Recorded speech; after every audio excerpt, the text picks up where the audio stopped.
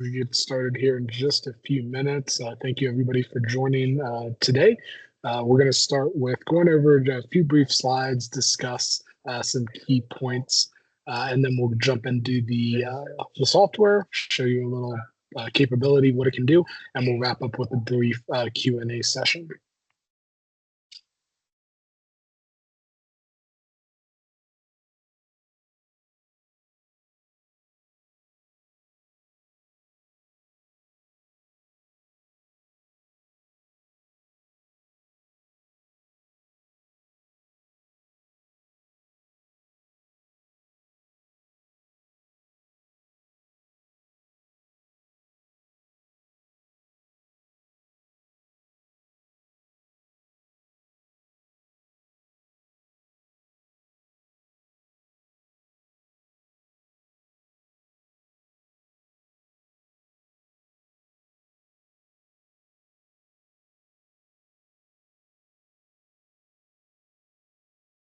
I welcome everybody. We're going to get started here. Just going to allow another minute for a few more people to enter the webinar. We'll get started here shortly.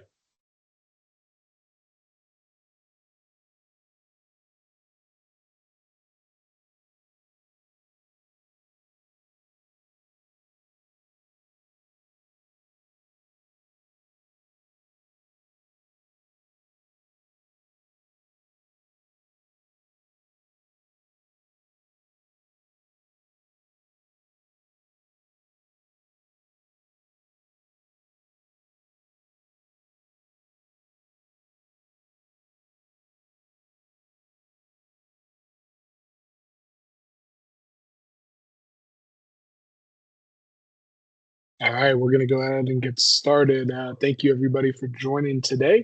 What we're going to do, we're going to go ahead and briefly go over a few slides I prepared, just talking about some issues with traditional data sources, how AcreValue unifies this data into one platform, and some strategies we can use to take advantage of this software. And then we'll get into a live demonstration of the software itself, and we'll end with a brief Q&A session if anybody has any questions. All right, so overviews and objectives just for the brief presentation here.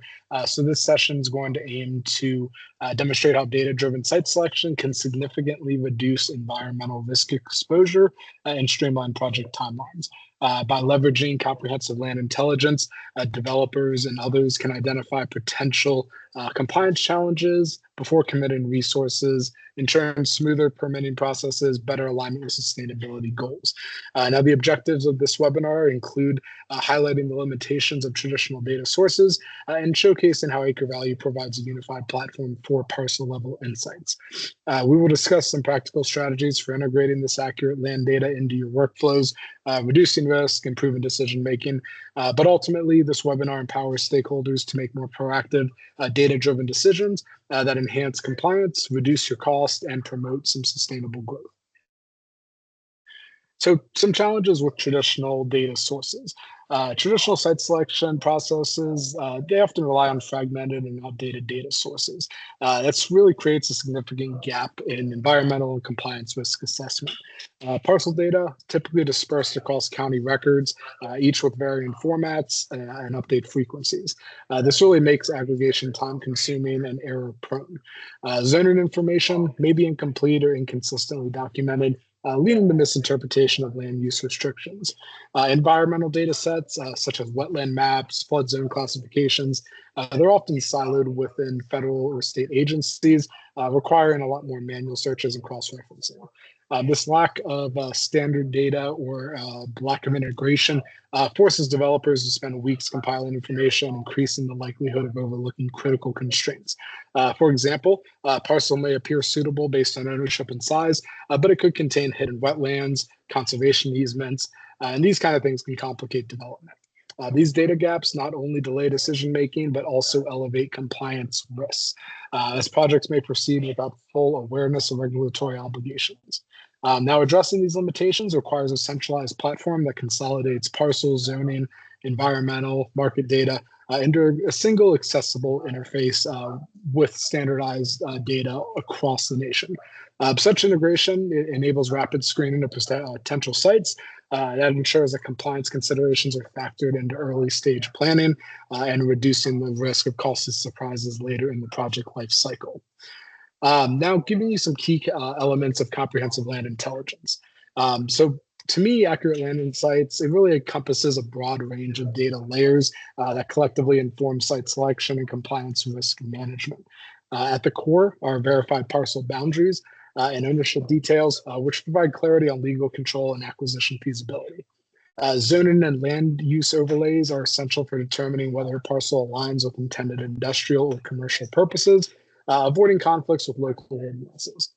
Environmental layers that we can provide, including wetlands, flood zones, protected habitats, really highlight areas where development may trigger regulatory reviews or require some kind of mitigation measures.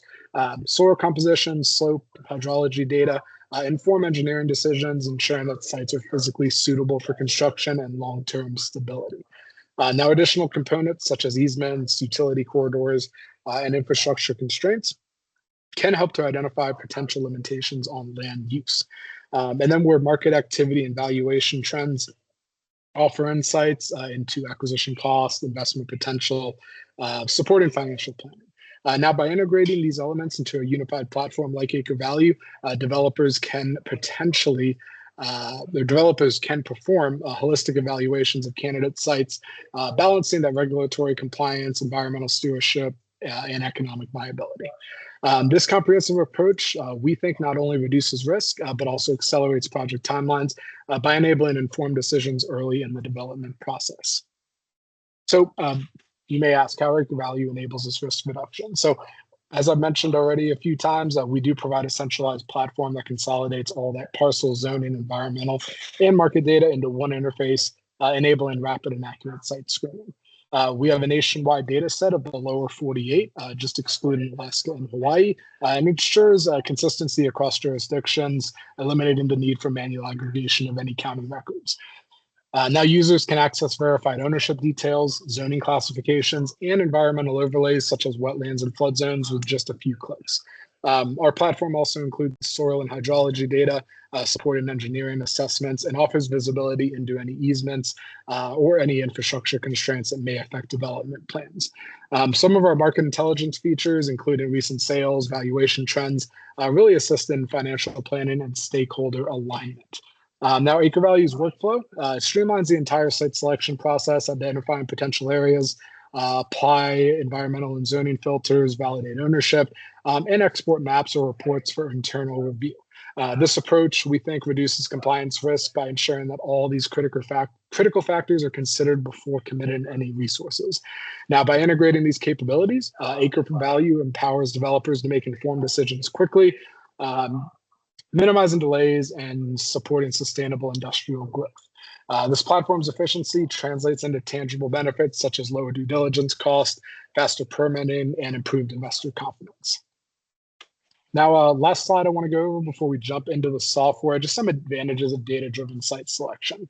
Now, adopting a data-driven approach to site selection offers numerous benefits, but we're going to go ahead and point out a few that we think are important. So first, minimizes compliance risk by identifying environmental regulatory constraints early in the process. This reduces the likelihood of costly redesigns, permit denials, as we've seen a lot lately in the data center developments that are getting just struck down left and right. Second, it accelerates project timelines by streamlining due diligence and enabling a faster go or no-go decision on moving forward before committing any substantial resources. Third, lower development cost prevents investment in unsuitable sites and reducing the need for extensive mitigation measures. And additionally, data-driven site selection supports sustainability objectives by promoting responsible land use and avoiding any ecologically sensitive areas. Now, this approach also enhances transparency and confidence among investors, lenders, regulatory agencies, facilitating smoother project approvals.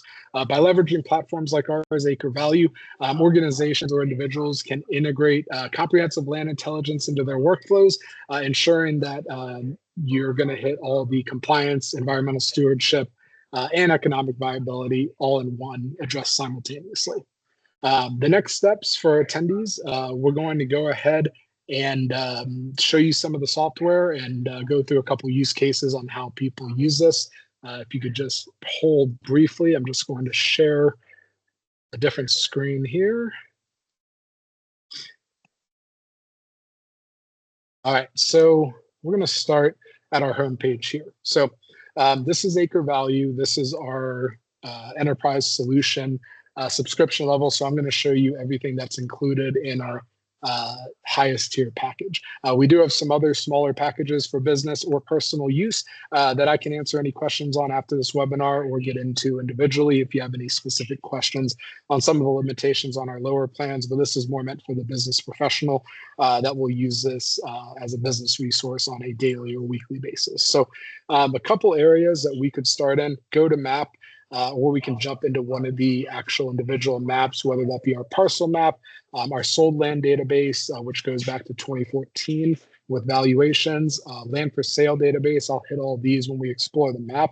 But I wanted to start with our Market Explorer. This is a feature that not as many people as we would like know about, but a very powerful feature for assessing marketplaces around the US, figuring out which ones are hotter or colder, whether you want to enter them or not. So right now we've got a default. We are based here in Austin, Texas. So we've got Texas by default. I'm going to go ahead and go to my home county, which is Williamson, just north of Austin. But you can do this on a state-by-state basis or county by county. For this demonstration, we're going to just look at the county level. I'm going to do a little closer to the last 2 years is what we're going to do for the time frame. And I'm going to go ahead and weed out some of those lower acreage parcels and start with 30 acres up to 2,000. So we can go ahead and refresh the results here. Let's see. Just adjust that. All right, so number one, our farmland price index. So this is going to give you a brief snapshot of what direction the market is heading in as far as that price index per acre. So as everybody knows, it's been a tough year for real estate in the past year, and we've seen a pretty substantial downtrend in 2025. Some more data points that this is going to dive into. It's going to go ahead and show you that sales price per acre on average. This is going to be for the state of Texas as a whole. The trend there, it looks like on a per quarter basis, we are still trending down. And then give you some more information as far as transaction volume, sales volume, acreage volume, as well as spell these out in very easy to read and navigate maps just to show you which direction the market is heading in. Hopefully we are on the upturn again soon, but it has been on the downturn for quite a while now. It's going to get into some of that average sales price per acre, total transactions per quarter, and below it'll break down some of these statistical points in greater detail. So as I said, you can look at this on a nationwide view, a state view, or a county view. So I wanted to start there, but let's get into the map. This is where the majority of our users spend most of their time. So let me explain the three maps that are most commonly used. This is our parcel map here. We can look at any individual parcels. Let me zoom in just for an example. Click on a parcel, look at any information we need to. So this is going to be our parcel level map. I'm going to get back to this in a second, but wanted to explain these other two maps here. This is going to be our for sale map. So any current for sale listings coming in from our parent company, CoStar. This is any thing listed on land.com, landwatch.com, and landandfarm.com. Any current for sale listings will be integrated into the map, and you can get into that listing detail, view the listing, and these are any for sale current on the market properties. If you're interested, this is fully integrated into AcreValue. Now sold land, this is going to be our sold land database. As you can see, got a ton of numbers here. This is going to be any sale made that we have access to nationwide, going all the way back to 2014. This is updated on a county by county basis. Some counties are extremely fast at getting this updated. We're talking 1 to 3 days. Some counties are a little slower. We're talking 2 to 3 weeks. But we have not seen a case where it takes more than 3 weeks to get this updated into our system. So you know that this is very current and relevant information. So let's get back to the parcel map, and then we will dive into a few other examples. Again, I'm going to stick with Texas. We're located here in Austin, Texas. And I'm going to go ahead and go back to Williamson County. Williamson County, it's very interesting. While it is just outside of Austin, there is a lot of more rural farmland, grass pasture land. So I think it's a very good example of a good mix of development as well as more of that urban or the suburban kind of feel, rural kind of feel. So a couple ways we can take a look at this. I like to go ahead and first pull up the filters. We've got quite a big amount of filters here, a few that we could choose from, but I'm going to focus on a couple that I think make the most sense for this demonstration. Number one, I'm going to go ahead and exclude any government land for this demonstration, just make it simple. And number two, this is a very powerful one. So if you're looking to possibly lease or buy any off-market properties, you can either target in-state or out-of-state owner presence. Now, this means that the owner either lives in the state that his parcel is located that they own, or he or she lives out of the state. We find that a lot of people that use land more as an investment, they tend to live out of state, maybe invest in land in other states. They seem to have the most willingness to sell or discuss any kind of leases for their property. So we're going to go ahead and just filter parcels that are out of state. For this demonstration, I'm going to start at 25 acres and go up to 200 for our parcel sizes. And then we're going to go ahead and look for grass pasture land or non-crop land for this demonstration. So once we put on those filters, the software is going to think. Sometimes this takes a couple seconds. If there's a lot more data, then it looks like we've got 177 parcels in this search. Sometimes for a couple thousand parcels, it could take up to 20, 30 seconds for the search. But from here, a couple different ways we can attack this. So number one, we could zoom into a particular parcel. Okay, I like this area. Let me go ahead and click on the parcel and get some more information. Go ahead and clear that one out. That'll take care of that error. So we like this parcel, about 100 acres. You got your parcel ID, your location, your NCCPI, which is your soil quality, the owner information says when it was last updated, which was November of last year. And if we want to go ahead and contact this owner, we have an integrated third-party skip tracing that we can search a national database for this person's information. So it looks like Lisa Haymaker is 54 years old. We've got 2 different numbers, a possible email, and a couple alternate addresses. So it looks like Lisa is out of state, Manville, Louisiana, and possibly another address in Granger, Texas. So very powerful tool here. We can go ahead and contact them if we want to have a discussion. This land is not listed for sale, but if you like it, they're open to sell. Very easy to get in contact with that. Now, the second thing, if we want to see if Lisa has any additional parcels outside of this one here, we can view all parcels with this owner. She does not, just owns one single parcel. Owner address, maybe we can do a quick search, see if that brings up anything else. Nope. Looks like this is the only parcel she owns in the state of Texas. So as far as your land use, so it looks like 70% of this land is used to grow corn, another 21% for that grass pasture. We've got a slope, high flood risk, it looks like, in the area. And then if we want to go ahead and look at a little more due diligence, a little more information, we can run a report on this parcel.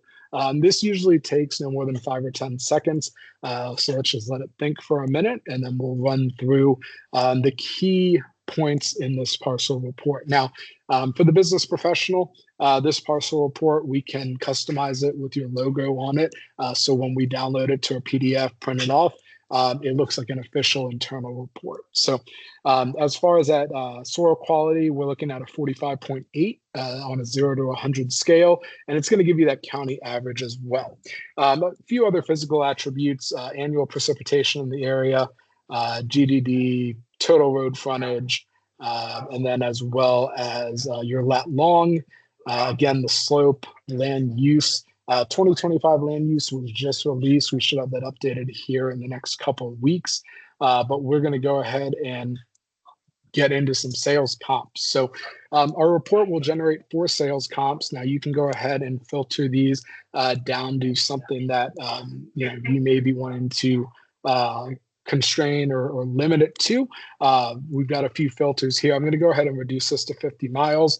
And let's say I want my comps to be from the last year. So let's go ahead and go last year to this year. This property was just about 100 acres, so I want to limit my comps to between 50 and 150 acres. Take out that tillability, but you can always add that in. And once we apply that, it's going to give you a comp average on recent sales. So we've got 4 recent sales here. The dates, these are a couple from the end of 2025 and then a couple from the beginning of this year. It's going to give you that average per acre price that they sold for. Comp averages are about 88 acres, which is right in line with our parcel. So you get a good visibility really quickly to be able to assess, give you a quick valuation of what this land could sell for.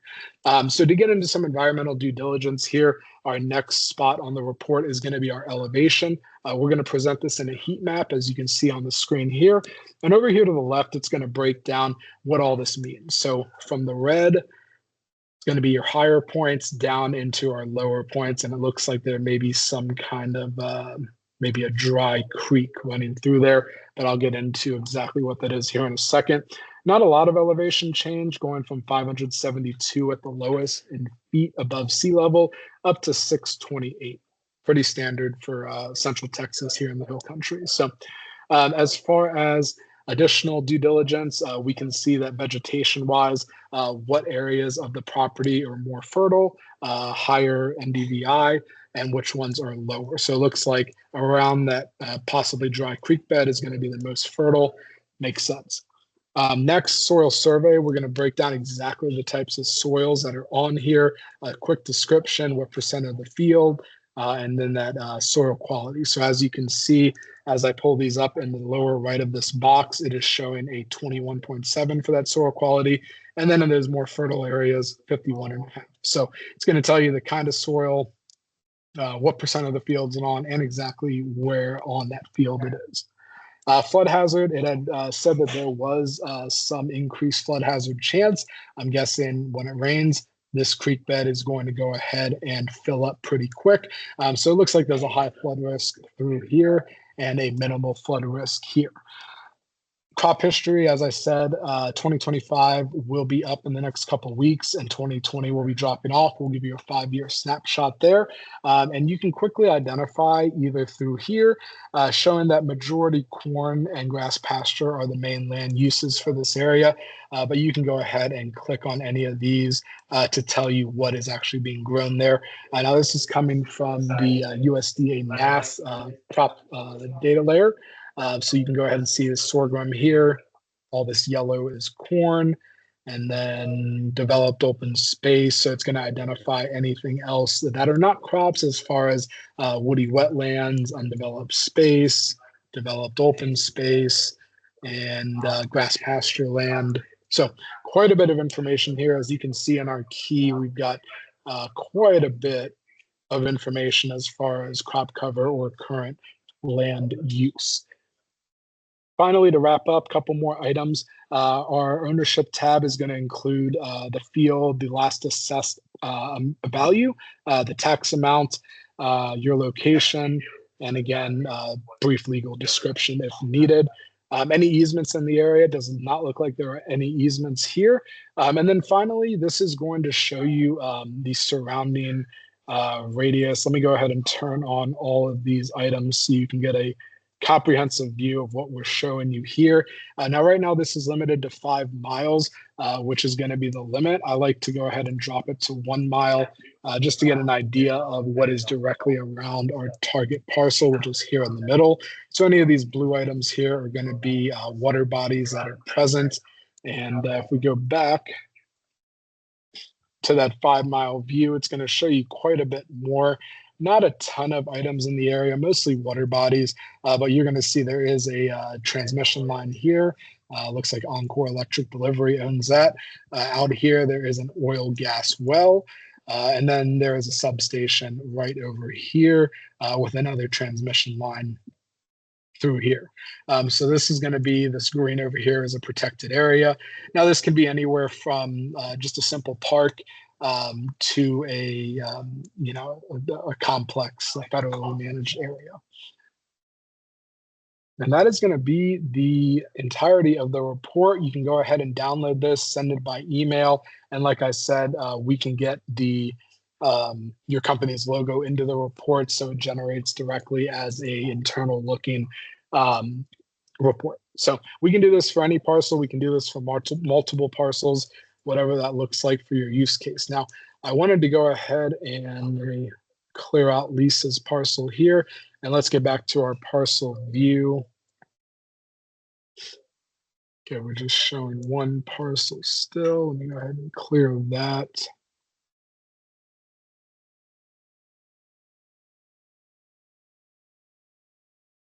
And let's get back to the parcels in Williamson County. So that's one way we can do it. We can individually identify a specific parcel, do our due diligence, figure out some sale comps. Another way that is very popular is using our map layers. So we've got quite a few layers here to run through.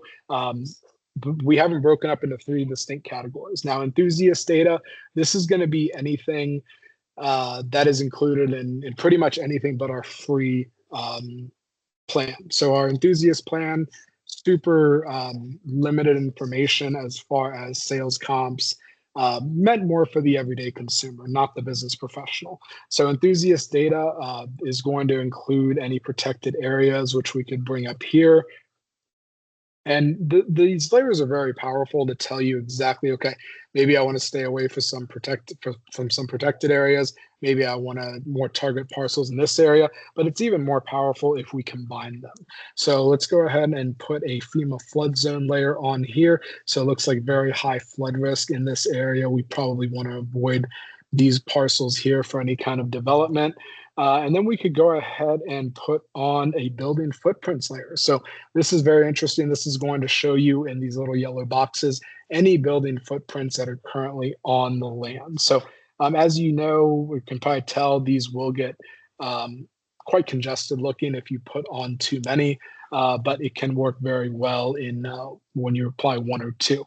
Now, a few other layers that I wanted to go over, soil survey. So this is going to give you that soil survey quality here. So as you can see, this is going to be a certain kind of soil, and it's going to go ahead and highlight any soil that matches there. Here's another one here, another one here.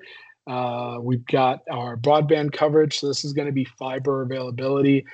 We can switch from fiber to regular cable to copper, whatever you want to look at here. And when you click on one of these hexagons, it's going to give you that fiber coverage % in the area.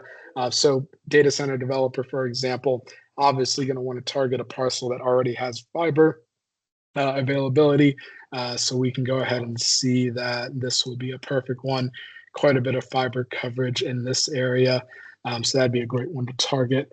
And then from there, we can go ahead and take a look at all of our water bodies in the area, any organic farms and businesses, very popular. And then any recreational trails. These are just very basic data layers.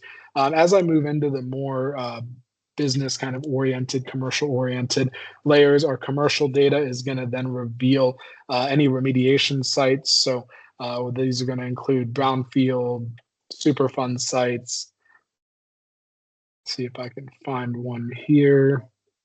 So right down here, we've got a remediation site. It's going to give you a facility name, any information publicly available, brownfield sites. So we know maybe we want to avoid parcels in this area with these remediation sites, brownfield sites that could impact either the value of the land or possibly any development potential. And then finally, the enterprise data. So this is going to go ahead and give you any of that electrical grid information, can overlay that. And then from here, let me go ahead and just remove the electrified areas, we can see where there is currently electric availability. So all of our structures, any of these little gray boxes will be substations, red lines will be distribution, and the purple lines will be transmission lines. It's going to give you a brief overview of what the voltage is for these lines and give you an idea of, okay, what areas have electrical availability, which ones don't, and any structures and substations in the area. Now, these are only available on our enterprise plans. Our enterprise plans do include nationwide coverage, as well as multiple users, meant more for the enterprise business professional that will use this on a daily or almost daily basis. Electrical regions, we can look at those as well. It's going to gray out a little because this is all just one electrical region. It's going to give you the name, ERCOT, some more information here. Any energy tax credit areas, so we can see that looks like USDA loan grant program and eligible areas, opportunity zones, low income zones. So whatever your use case may be, we're going to provide you all this available information. Power generation, so it looks like we do have a solar or wind power plant out here. We've got a power plant here, solar farm here. So this is going to identify any of these objects. Oil and gas, natural gas pipelines, oil pipelines. You can see the operator, excuse me, and the name, and you can see quite a bit of oil wells as well. I mean, this is Texas, so we can go ahead and zoom into a bunch and get an idea of where these are. And then finally, any production facilities, if anybody has any interest in soybean plants, ethanol plants, biodiesel plant, not a ton up here in Central Texas. Let's see if I can find one. Nope, not a ton here. So these are going to be the data layers that we offer by subscription. So again, enthusiast is anything on that more consumer-based level, but every commercial and enterprise will include everything above. Commercial gives you that remediation sites and additional vegetation information. And then finally, our highest tier with full access is going to get into that more electrical grid, power generation, oil and gas infrastructure. So that is going to be the end of the demonstration here. Hopefully I provided you a good look at our tools and our layers and how you can use this to identify sites that you may be interested in. I'm going to quickly open up the floor to any questions, if anybody has any. Let me go ahead and stop sharing here.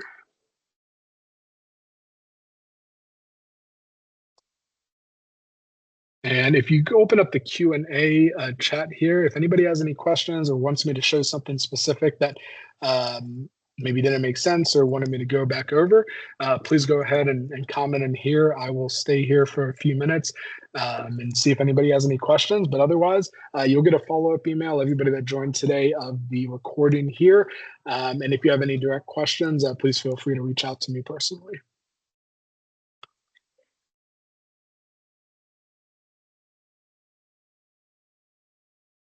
And I went ahead and put my email in the chat if anybody has any direct questions.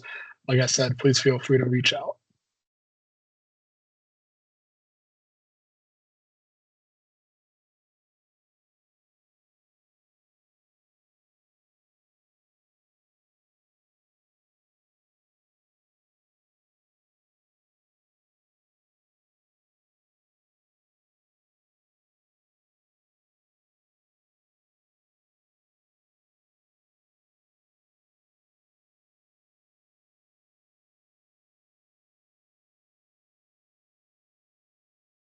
Ned, thank you for joining, sir.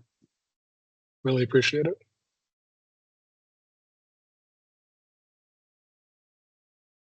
Alrighty. Well, if anybody has any questions, I posted my email here in the chat. Pablo, raise your hand. Yes, sir. How can I help you today? If you want to go ahead and put a question, if you have one in the chat, top right of the screen, there's a chat button that you can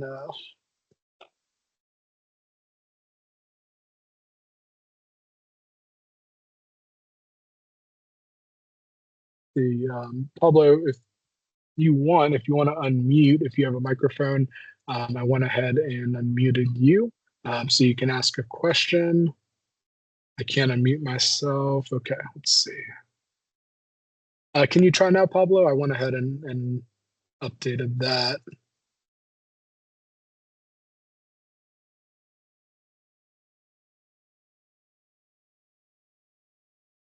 If it's not allowing you to unmute now, you may not have a mic that is available. But if you want to go ahead and post your question into the chat, either way.